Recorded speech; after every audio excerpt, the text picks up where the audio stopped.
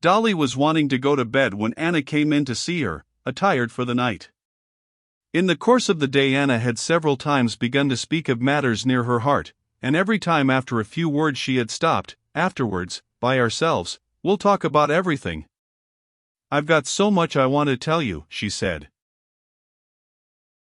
Now they were by themselves, and Anna did not know what to talk about.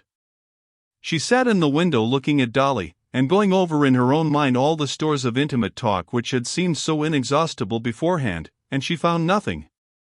At that moment it seemed to her that everything had been said already. Well, what of Kitty? She said with a heavy sigh, looking penitently at Dolly. Tell me the truth, Dolly, isn't she angry with me? Angry? Oh, no, said Darya Alexandrovna, smiling. But she hates me, despises me? Oh, no. But you know that sort of thing isn't forgiven. Yes, yes, said Anna, turning away and looking out of the open window. But I was not to blame. And who is to blame? What's the meaning of being to blame? Could it have been otherwise? What do you think? Could it possibly have happened that you didn't become the wife of Stiva? Really, I don't know. But this is what I want you to tell me.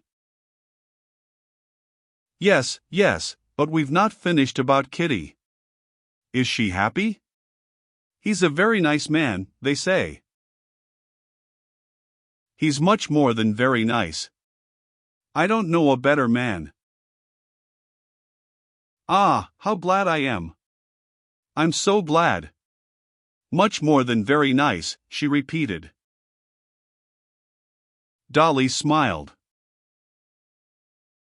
But tell me about yourself. We've a great deal to talk about.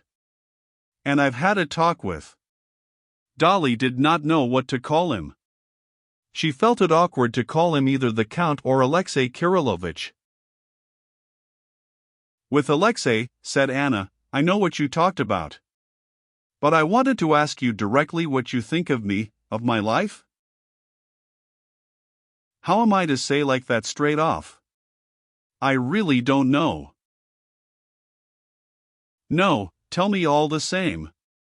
You see my life. But you mustn't forget that you're seeing us in the summer, when you have come to us and we are not alone. But we came here early in the spring, lived quite alone, and shall be alone again, and I desire nothing better. But imagine me living alone without him, alone, and that will be.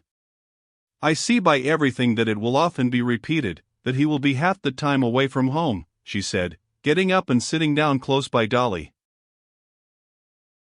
Of course, she interrupted Dolly, who would have answered, of course I won't try to keep him by force. I don't keep him indeed. The races are just coming, his horses are running, he will go. I'm very glad. But think of me, fancy my position. But what's the use of talking about it? She smiled. Well, what did he talk about with you?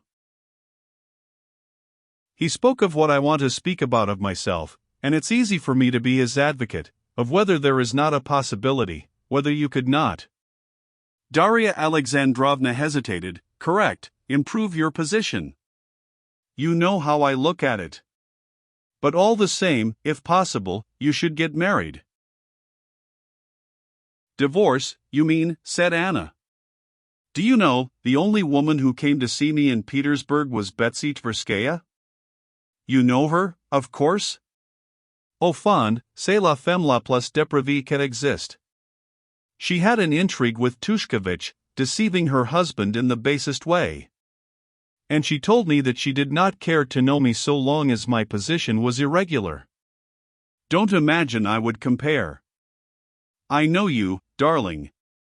But I could not help remembering. Well, so what did he say to you? She repeated. He said that he was unhappy on your account and his own. Perhaps you will say that it's egoism, but what a legitimate and noble egoism. He wants first of all to legitimize his daughter, and to be your husband, to have a legal right to you. What wife, what slave can be so utterly a slave as I, in my position? She put in gloomily. The chief thing he desires that you should not suffer.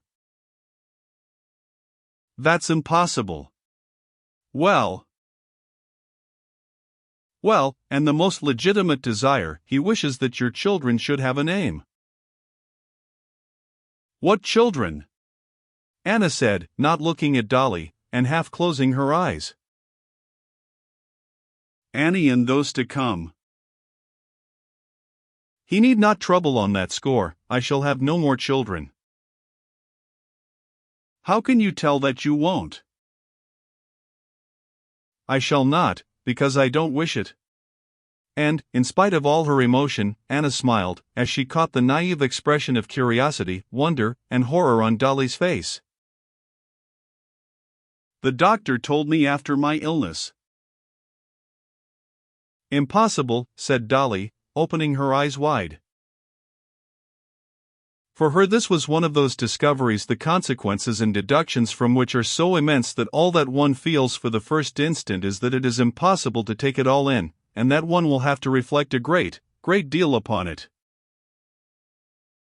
This discovery, suddenly throwing light on all those families of 1 or 2 children, which had hitherto been so incomprehensible to her, aroused so many ideas, reflections, and contradictory emotions, that she had nothing to say, and simply gazed with wide-open eyes of wonder at Anna.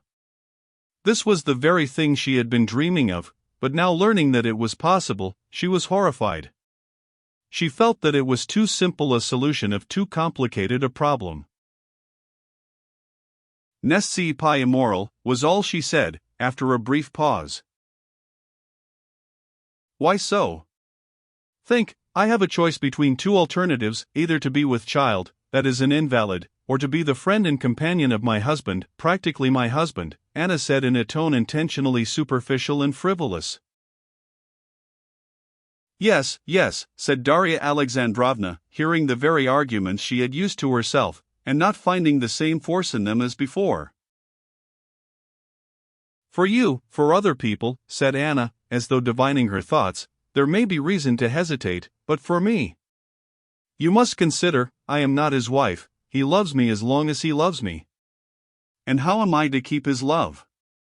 Not like this.